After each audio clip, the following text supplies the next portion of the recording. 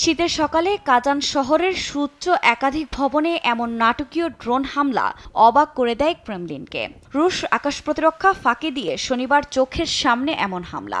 সীমান্ত ছেড়ে 1000 কিলোমিটার দূরের রাশিয়ার এ শহরে অত্যাধুনিক ড্রোন হামলায় একদিকে যেমন ক্ষোভে ফুঁসছেন প্রেসিডেন্ট পুতিন, অন্যদিকে দেশের নিরাপত্তা নিয়েও ভাবাচ্ছে তাকে।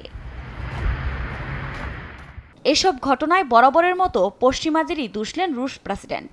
রোববার স্থানীয় নেতাদের সঙ্গে ভার্চুয়ালি বৈঠকে শত্রুদের কিছুটা কৌশলে দেখে নেয়ার হুমকি দেন। যে বা যারা আমাদের যতই ধ্বংসের চেষ্টা করুক না কেন, বরং তারা নিজেরাই বহুগুণ বেশি বিপর্যয়ের সম্মুখীন হবে। আমাদের ভূখণ্ডে যেভাবে হামলা চালানো হচ্ছে, একটা সময় অনুশোচনা করতে হবে। বছরের শেষ প্রান্তে দাঁড়িয়ে পরিস্থিতি যখন আরও ঘোলাটে, তখন উদ্বিগ্ন আঞ্চলিক বিশ্লেষকরাও। এ প্রসঙ্গে রোববার প্রতিবেদন সামনে এনেছে রুশ সংবাদ মাধ্যম আরটি।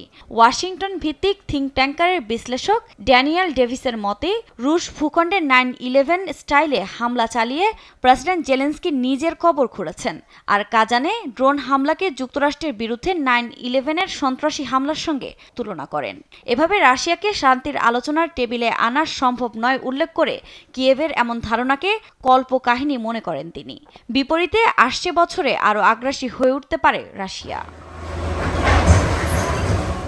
এদিকে রুশ ভূখণ্ডে হামলা চালিয়ে মস্কোর দৃষ্টি ইউক্রেন থেকে সরানোর চেষ্টায়ও ব্যর্থ হয়েছে জেলেনস্কি। দেখা গেছে মাত্র কয়েক সপ্তাহের ব্যবধানে ইউক্রেন আরও কয়েকটি গ্রামের নিয়ন্ত্রণ হারিয়েছে। আর কুর্স্কের লড়াইয়ে জেলেনস্কি প্রশাসন 42,000-এর বেশি সেনা হারিয়েছে বলে দাবি মস্কোর। আফরিন মৌ, নিউজ ডেস্ক, দেশ টিভি।